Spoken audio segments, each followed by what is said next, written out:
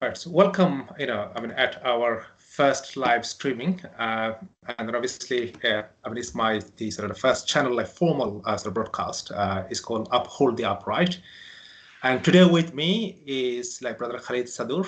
He is a sort of local pioneer in terms of mobilizing the Palestine Solidarity Campaign. He's also the founding organizer of the Unbuilt Community Action Group. So a local voice, and as you can see from the title, we'll be predominantly discussing about the Gaza and a bit of a touch on regional politics and the international, sort of geopolitical issues as well, and how it is impacting on populations of Gaza and the sort of total like political dynamics there as well. So without any further ado, I will be asking some sort of questions to Khalid Sadur, and he will be sort of putting some insight on those. So my first question is, so Brother Khalid Sadur, yesterday we had a massive march in London, which is probably about sort of 300,000 people in estimate, obviously. So what do you think about the implications of those kind of campaigns and how it makes a difference on the ground? Yeah, I mean, I was there yesterday. I mean, we've been marching for nearly 19 months, Abdullah, as you know, and it's really heartening actually to see that even though it's been 19 months, even though the situation seems to be getting worse rather than better, people are still committed to giving up their Saturday afternoons to come out to demonstrate, to advocate for people in Palestine, to show solidarity with people in Palestine. And it's really important that people realize that sometimes we shouldn't just necessarily look at the kind of the results of what we do, but the actual the mannerisms by which we do things, and maintain that solidarity is almost equally as important than the final results. The final results will come. We know Palestine will be free. We'll know there'll be justice in the region. We'll know there'll be peace for people in that region, and the oppression will end and the occupation will end. But I think it's important that we come out and we almost show solidarity to Palestinians, but also show solidarity within ourselves. I mean, you yourself, Abdullah, know that within Enfield we've never really been that political with Enfield, and I say this to a lot of people who I meet. You know, we've been quite sleepy in Enfield. I have this phrase, "sleepy Enfield," where we tend to be a lot more quieter than our neighbours, maybe in Haringey, for example, or Chingford and Wood Green. So we're not as active, but that's changing. We've got a big local Palestinian group now. We've obviously got the Enfield Community Action Group, which is obviously leading things from a political perspective. And I think it's important that people realize that, you can get involved. There is activism now. People previously were like, well, I want to do something, but I don't know what to do. I don't know who to get involved with. Now there's no excuse. And like I say, the Palestinian Solidarity Campaign is huge now in Enfield. The political arm here, ECAG is big. So there's lots to do if people want to get involved. And I think sometimes people just want to go out. They want to go out on march. They want to show their frustration. And that's an avenue and outlet to do it. Obviously, everyone, has their means, has their own skill set in terms of what they can do to help. But if everyone pulls together and shares their experience and their skills, then, clearly we can do something. So it was fantastic to see so many people, so many different, genders and families and the Jewish bloc, and the fact that Suella Braverman calls these things hate marches is just so obscene, really. In terms of it's I call them humanity marches. It's marching for humanity. It's marching for human rights and for equal treatment of people, irrespective of their religion, their race, their color. It's about, justice and fairness. And, it was wonderful to see so many people come out yesterday. Yeah, absolutely. You touched very important point. It's nothing called local or nothing called national, nothing called international nowadays, because everything happening in local, have implications internationally and vice versa. And what is important here as well is about underpinning and solidarity amongst ourselves. You're very right. It's about sort of community cohesion. It's about the bringing the communities together, and that is the beauty of having this march. Uh, I would like to ask you, because many people ask this question. Is all well and good, like having those marches, in London or like all over the world, but does it make any actual difference on the ground? Because many people have this sort of reservations about the fact, Yeah, why should I be going, to those marches, yeah, as it's impacting rather is getting, is getting worse. So I think, if you can like tell us something about those people, I mean, who are a bit half-hearted or reluctant Yeah, joining in yeah, terms of the actual impact on the ground. yeah.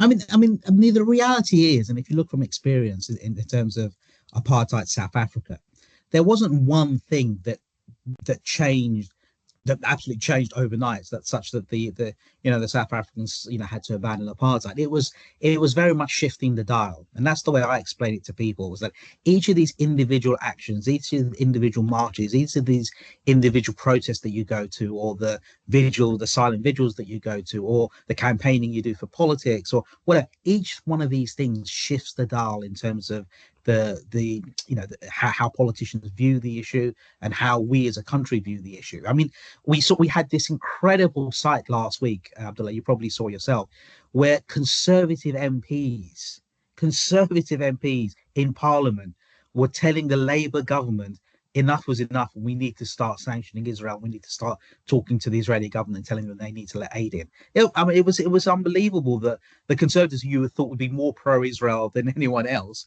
were actually calling the Labour government for it. And so it's about shifting the dial. I mean, recently, a few months ago, we had Spain, Ireland, and I think Norway, wasn't it, who Yeah. recognised the state of Palestine.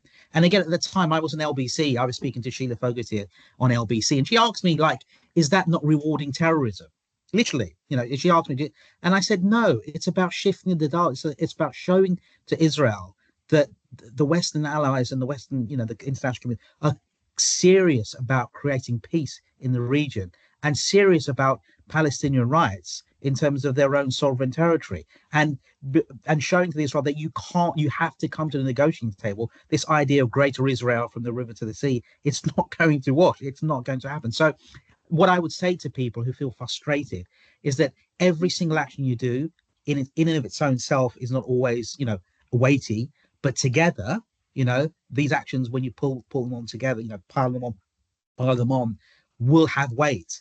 And that's what we need to do: change public opinion, move that dial such that we get to the stage where, Keir Starmer, I think, is talking to Emmanuel Macron next week. I think there's a Saudi Arabian summit, isn't there? And they're talking about actually recognizing Palestine. That wouldn't have happened if these marches had stopped.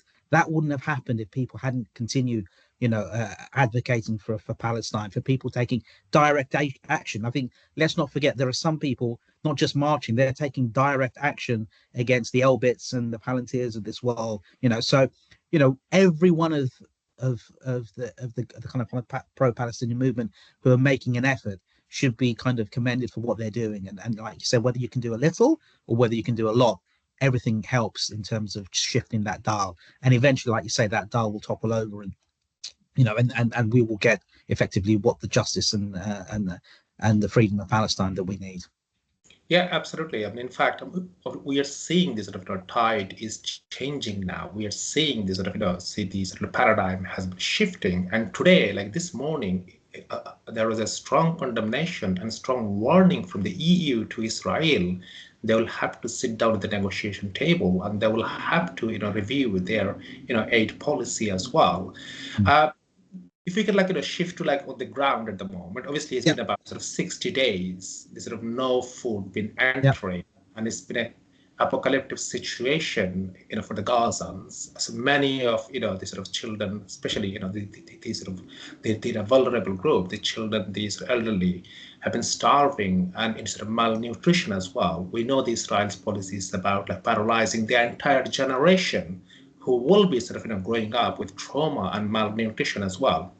The the irony is the US plan is about creating the new Gaza humanitarian sort of platform, which completely bypassing the international system, the UN, which is condemned by the UN anyway. So what do you think about this sort of the US Israeli plan of continuing and intensifying this massacre, blocking this aid, and creating their version of aid distribution, which is very much about using the aid as a sort of kind of weapon to sort of make the suffering even worse for the Palestinian people. So if you could shed some light on those things, that would be great. yeah. No, I think you're absolutely right. I mean, I think a lot of people don't realize this new humanitarian agency that the Americans the Israelis have come up with. Effectively, it's registered in Switzerland. No international aid organization has ever heard of this thing. They've not subscribed for it.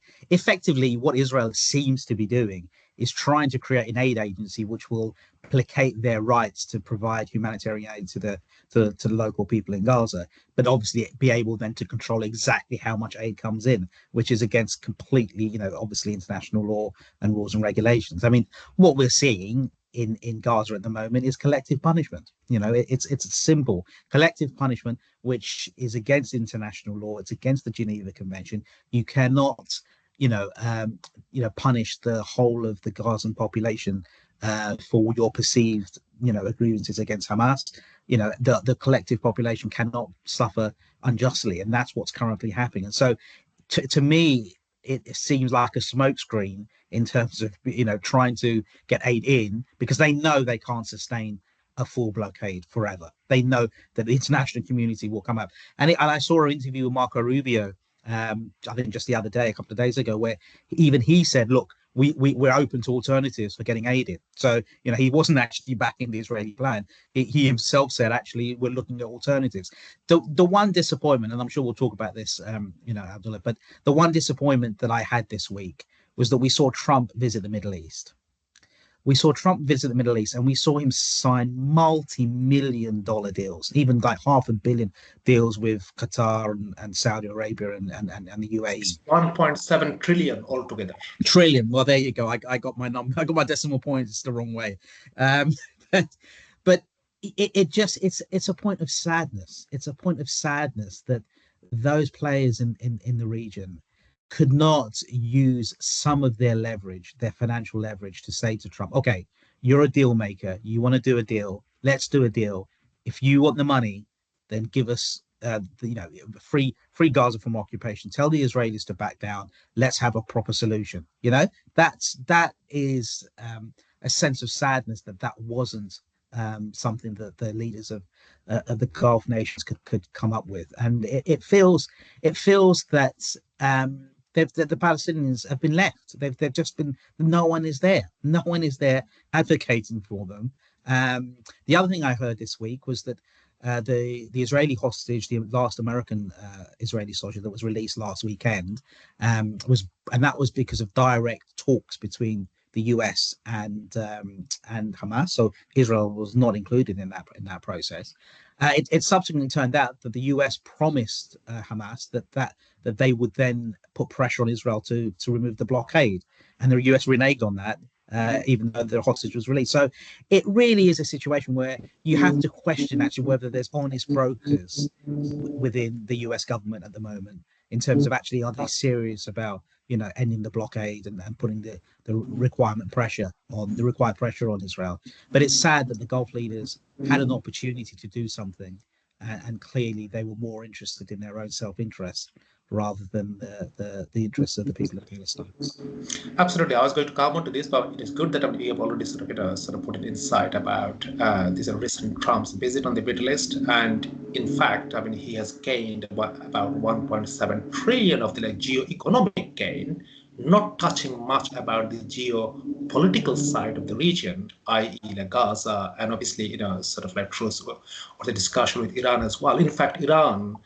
I was seeing in the media yesterday, they weren't happy, those derogatory comments been made about the Iranian administration. So it's kind of one hand you are continuing with the negotiation, the other hand you are, putting across some flagrant comment or derogatory comments in the X handle or Twitter and stuff like this. So there's putting everything in a kind of a situation that people are not sort of clear about what is coming up, what is U.S. administration is trying to achieve from this region. But it isn't just the Gulf countries, Abdullah. So it isn't just Gulf countries. I mean, the UK and the EU are complicit as well. The statements that come out, that saying, that we're appalled by what we see in Gaza, that humanitarian should come in, but none of them want to sanction Israel. It's just platitudes in terms of what they want to do. They say that, if you hear Keir Starmer, it's like a broken record. We want the hostages out. We want aid in. We want a two-state solution. He almost like every time he gets asked a question, that's exactly what he's going to say. It's like on record. But the reality is we're providing assistance. The UK is providing security assistance from the RF base in Akriti in Cyprus, military assistance, beyond the the F-35 parts that are going to Israel for the fighter jets. So how can you on one hand say, well, you're appalled by what's going on in Gaza, but then continue to actively pursue and allow Israel to carry on with its aims? It's hypocrisy on the widest scale, and I think that's why it's important that we have these events, we have those marches, that we keep putting the pressure on our government. It's our government. This is our democratic right to protest. Obviously they're trying to limit the right of protest as well, but it's our democratic right to protest.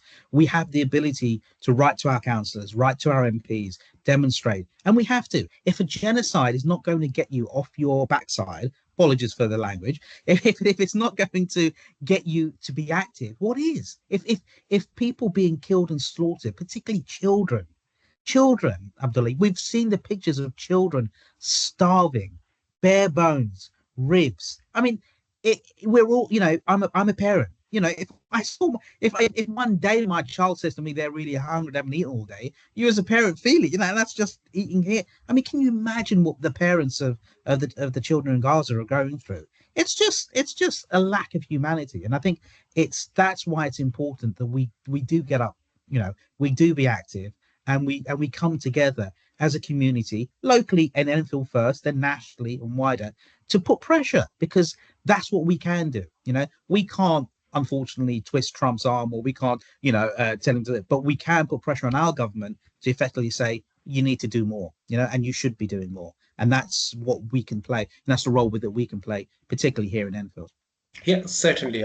In fact, we grew up with this sort of like narrative that put across the world, the UK or USA or the EU countries have been the flag bearer of humanity, peace and justice and the rule of law, international system. But the Gaza war kind of depicted completely the other way around. What Gaza war sort of depicts, this is a sort of double standard. There's a backsliding of democracy, is completely bypassing and completely kind of sort of ruling out the international system and justice system. You probably know the fact the ICJ has been sanctioned by USA. The UN is completely bypassed. There has been about 50 plus UN resolutions been violated. The Security Council met over 53 times, I think, and like each time there was a sort of resolution, a proposal about Gaza ceasefire. America vetoed on this as well. So there has been sort of list after list that we can come up with how the international system and democracy have been backslided, have been completely sort of dismantled, not just internationally, locally as well. So if you can sort of shed some light on how those Western nations or West as a collective sort of organization or the Western governments have shifted from this sort of rule-based order to complete a sort of unrule-based disorder, I would say, and why it is the case for the project of Israel, and how they're going to be sort of like revitalizing those image that have been sort of spread out all over the world nowadays. So like, what do you think about this? No, it's a fundamental point. The international rules-based order, which the UK and the US and everyone should be signing up to, means there's a system law, there's a rule of law. There's the United Nations, there's the International Court of Justice, there's the International Criminal Court. These are institutions that were founded to protect international humanitarian law and to provide a framework by which to try people, as we saw in Serbia, people who are gross misconduct. Now, the issue I think that we've had is that Netanyahu's government has run roughshod over the international rules-based order for years. For years, and we've obviously what we've seen in terms of the occupation. It's very clear. The ICJ came out last year and said the occupation is illegal. The occupation is illegal. I think people sometimes forget to understand. They talk about October the 7th. They talk about, but it's very clear. Israel should have no right of entry into the Gaza Strip or to the West Bank. They are occupied territories, and that is a legal standing based on the jurisdiction, on the decision of the ICJ. Very, very clear. They should not be in Gaza. It's as simple as that. They should not be in the West Bank. Netanyahu's government seems emboldened by the lack of pushback from the US in particular, and the UK and the EU in terms of allowing him to do what he wants to do, and that really is the issue. No one has actually said, this is a red line, you can't do this anymore. And because you're running, you're creating a rod for your own back, really, Netanyahu. I actually did see Wes Streeting on LBC yesterday, actually calling out the Israeli government and saying, actually, we don't think actually the Israeli government is a partner for peace. I actually heard him say that, which was amazing. The Wes Streeting as well. And I think what you'll find, Abdullah, is that going forward, Netanyahu himself will become a pariah, and the Western community will actually say, we can't do business with this government in Israel because they actually don't care about the rule of law. They're not interested in a two-state solution. They're only interested in a greater Israel. And I think that's sad, not only for the Palestinians, for the people in Israel as well. Let's not forget, there are people in Israel who want peace, who don't want, a long convoluted conflict. They don't want to have to scurry into their, bunkers every time missiles are coming across the border. They want peace as well. And I think Netanyahu, the fact that he refuses to prioritize the hostages over the destruction of Hamas is not actually doing his people any good either. And I think that's an important point, that if you don't have partners for peace, you won't have a long-term resolution. And the international community should be the honest brokers in trying to facilitate that peace. The wider Gulf regions, Egypt, Jordan, should all be part of that, trying to resolve that conflict. And if you don't, and if you just allow Israel to carry on doing what they're doing, nothing will change. Nothing will change. I await the day, Abdullah, that one of these leaders stands up to America and say, look, that's it. We can't do it. We can't support this anymore. We are going to have to unilaterally stand by and say, we have to start, expelling the ambassador, putting some sanctions onto Israel in terms of what they can do, what they can't do, and that's right. America has no issue sanctioning the ICC prosecutor.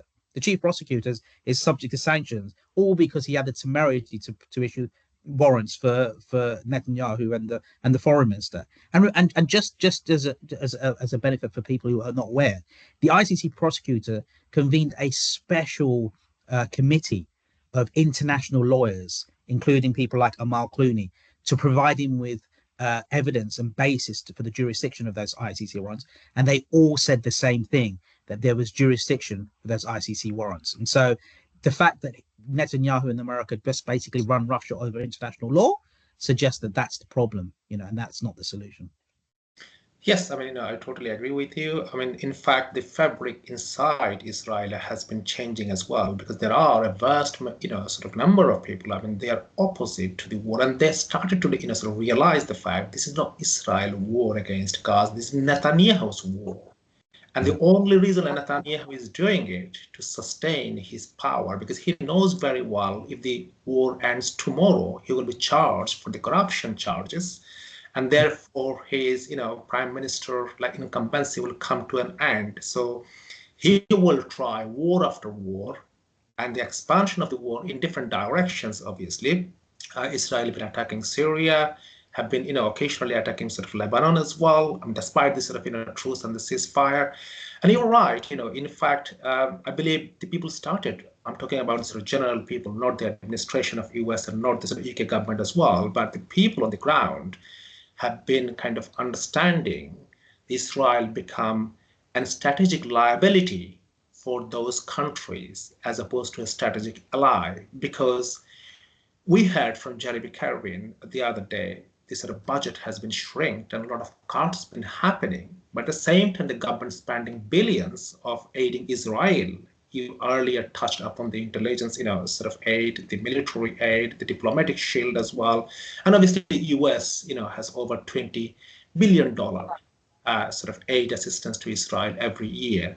So when do you think the people will be sort of putting their government into some kind of accountability, whereby the government and the deep state will start to understand the fact that Israel and the perpetual support Israel is literally a kind of counterproductive for their own countries, rather, is to have like settlement of like two-state solutions, and bringing those peace and justice will save their image. Because at the moment, the global south and the sort of, vast majority of the world population, they don't think, much high about the sort of democratic practices of of the collective West anymore, to be honest. So, what do you think about from this point onward will happen? And, would there be any ray of hope for the ceasefire? And as you earlier, mentioned that there will be, a peace and there will be a sort of, time when Palestine will be freed from occupations.